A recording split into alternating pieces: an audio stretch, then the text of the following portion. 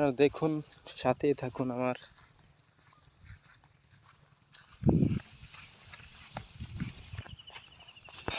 হাঁটতে হাঁটতে একটা চমৎকার একটা জায়গার মধ্যে আসলাম, যে দেখেন এখানে হাঁস পালন করে, যে চরের মাঝখানে, বিলের মাঝখানে, এই যে সাথে নদী, খুব চমৎকার লাগতেছে আজকে।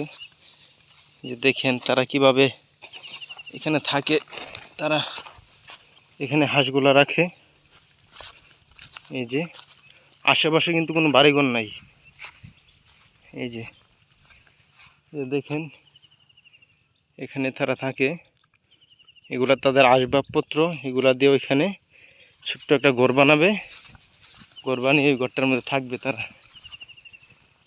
আমি এসে খুবই আনন্দিত। এই জায়গাগুলো খুব চমৎকার জায়গা, এই এরিয়াগুলা খুবই ভালো লাগে হাঁটলে। আর সামনের দিকে যাই, দেখি হাঁটতে হাঁটতে দেখি কীরকম কী অবস্থা দেখা যায়। ঘোরাঘুরি আমার একটা পছন্দের জিনিস, যেগুলো আমি ঘুরবো, পুরাটা পৃথিবী দেখবো, বাংলাদেশ দেখবো, কোন সময় পাই না, অথবা কাজে ব্যস্ত থাকি, তার জন্য এত একটা আসতে পারি না, ঘুরতে পারি না। তারপরে চেষ্টা করি আল্লাহর সৃষ্টিটা দেখার জন্য, আপনাদেরকে দেখানোর জন্য। আপনারা সাথেই থাকবেন, আমি দেখি সামনে কতটুকু যেতে পারি।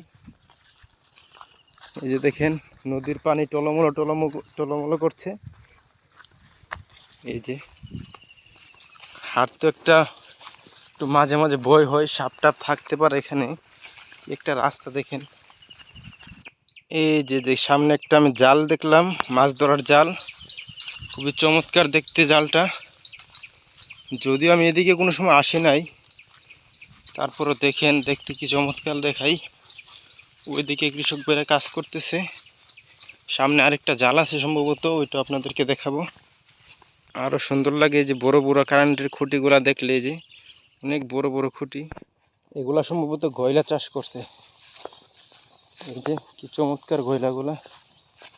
এখন তো বৃষ্টির দিন, তো যে এখানে আরেকটা জাল দিয়েছিল, জালটা সম্ভবত ছিঁড়ে গেছে, তার জন্য সাইডে নিয়ে আসছে। প্রচণ্ড রোদ, এই রোদের মধ্যে আমি হাঁটতেছি, খুব কষ্ট হচ্ছে।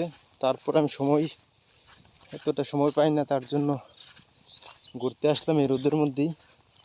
দেখা যাক কতটুকু ঘোরা যায়।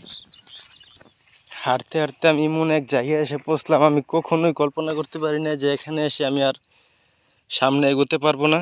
এই যে দেখেন পানির কত স্রোত, খুবই স্রোত পানির।